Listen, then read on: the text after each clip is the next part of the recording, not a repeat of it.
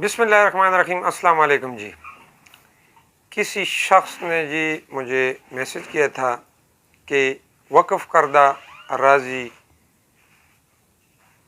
ایک دفعہ کسی چیز کے لیے، کسی مقصد کے لیے وقف کر دی جائے تو وہ واپس لی جا سکتی ہے کہ نہیں۔ اس سے پہلے اگر آپ میرے یوٹیوب چینل پر نئے ہیں تو سب سے پہلے میرا یوٹیوب چینل سبسکرائب کریں، بیل آئیکن کا بٹن آپ نے ضرور دبانا ہے کہ آپ کو ہر آنے والی نئی سے نئی ویڈیو کی معلومات ہو سکیں۔ آئیے اپنے اصل ٹاپک کی طرف آتے ہیں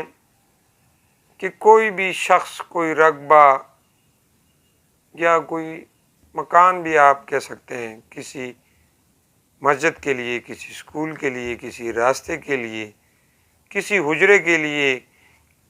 کسی بھی مقصد کے لیے وہ وقف کر دے، گورنمنٹ کو یا کسی ادارے کو یا کسی استعمال کے لیے، لوگوں کے لیے، تو وہ واپس نہیں لی جا سکتی۔ البتہ اس میں ایک شرط ضرور ہے کہ آپ نے کوئی رقبہ کسی بھی گورنمنٹ ادارے کو وقف کر دیا ہے اور وہ ادارہ جو بھی ہے اس نے وہ رقبہ بھی کاغذوں میں اس کے لیے وقف ہو گیا ہے اور اس نے وہ رقبہ چھوڑ دیا ہے اور اس کے بدلے میں دوسری متبادل جگہ پہ اس ادارے کے نام پہ رقبہ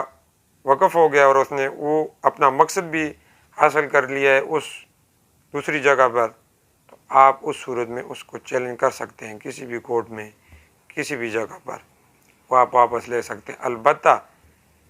اس پہ وہ جو آپ نے جگہ وقف کی اور اس پر وہ بلڈنگ گورنمنٹ بنا دے، وہ کسی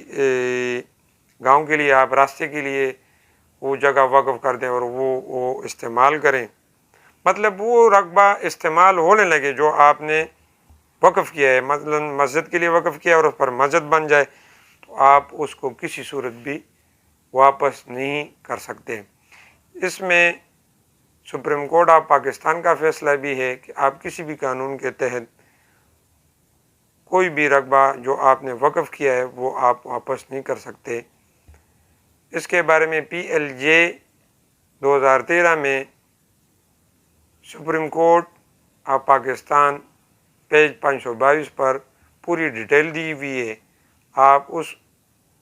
میں چیک بھی کر سکتے ہیں، اس اتھارٹی میں، اس فیصلے میں پوری اس بارے میں ڈیٹیل دی گئی ہے۔